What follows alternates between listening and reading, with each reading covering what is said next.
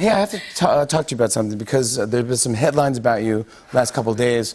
Do you know what I'm talking about? Yeah, it's really stressing me out. Well, your fans are upset because apparently everyone's brokenhearted that the gap in your teeth is not there anymore.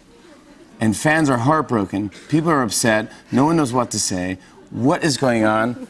Why the gap is gone? What's up? Yeah. Well, first of all, the fact that this is a newsworthy event in in our world right now is pretty Shaka Khan to me. But Shaka Khan. Shaka Khan. Yeah. Why is everyone upset? Well, so I had a permanent retainer since I was like 13, and it was just glued to the back of my teeth. And I was having a lot of neck problems recently, so my orthodontist, she decided that it would be a good idea to take it off and see if my jaw sort of expanded, and it helped me, and my gap closed by itself. And I'm really sad about it too. So. No, wait, hold on a second. First of all, wait, you gotta walk me back. Your neck bothered you? And so that's what made you take the retainer out of your mouth? Like, is that a thing?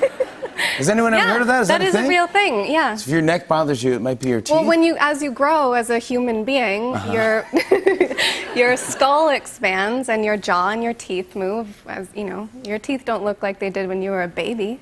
They do, actually. I was born. I was born with veneers. Oh, cool. I broke this tooth. This one's fake. Let me feel it. It's not gonna feel different. It feels like a tooth. Not if you go like this. Can you hear that? Sounds like a tooth. It's like when you knock on a hollow part of a wall.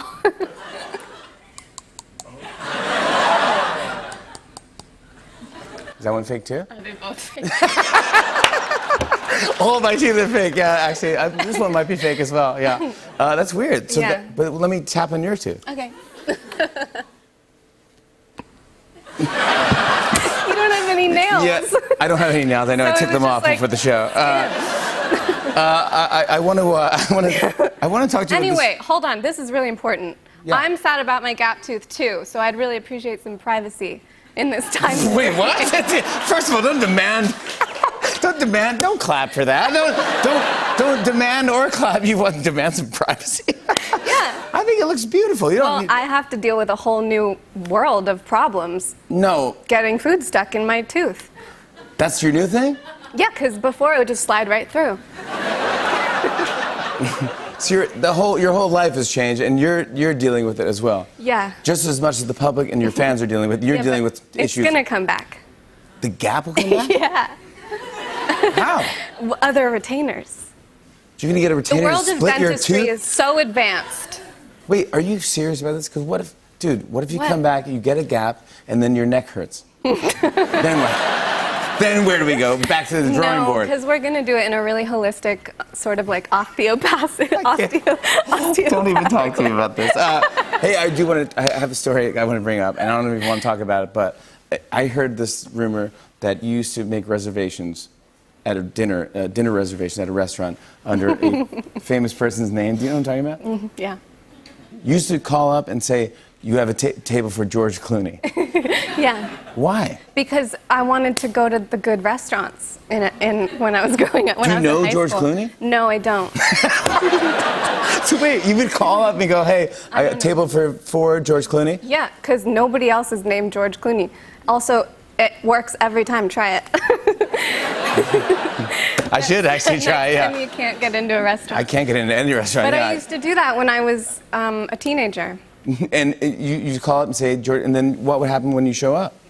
I'd say he's going to join us later. It'd be like a bunch of kids. And does George know that you do this? Well, I met him a couple years ago. We were traveling to the Toronto Film Festival, and we happened to be on the same plane. And I was like, hi, I'm Dakota. And he was like, oh, I've heard of you. I know what you do. What, I know what you do, is what he said? He was like, you call and you use my name. It's okay. He really did that? Yeah. So he said it's okay? Yeah. So you continue to do it? Yeah. Yeah, why not? I think it's fun. All the time. Let's talk about your movie, The Peanut Butter Falcon. Yeah. Tell me about this, and what is the movie about for anyone watching? The Peanut Butter Falcon is about a young man with Down syndrome who escapes a nursing home to fulfill his dream of becoming a professional wrestler. And is this who's the actor? His name is Zach Gottsagen. Is this Zach? It was his first film. Is that correct? It was his first feature film. Yeah, he had made one kind of smaller film before. Did you get to? It's him and Shia, right? Him and Shia LaBeouf. Shia LaBeouf. Yeah, the other Shia.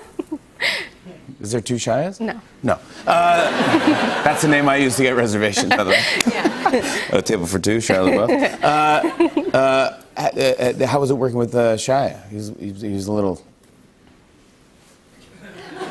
He's a little reckless, a little bit, right? Wasn't he? I think that sometimes, on occasion, he can be a little reckless. However, on this film, Zach, who is the other star of the film, is a really incredible person. He's the most pure and loving and genuine, non-judgmental human being I've ever met in my life. And he totally changed my world and totally changed Shia's world, too. And the three of us became really close. They became very, very close. And it kind of totally shifted things for Shia, I think. Oh, good. On and on and on. I said, and it's on and on and on.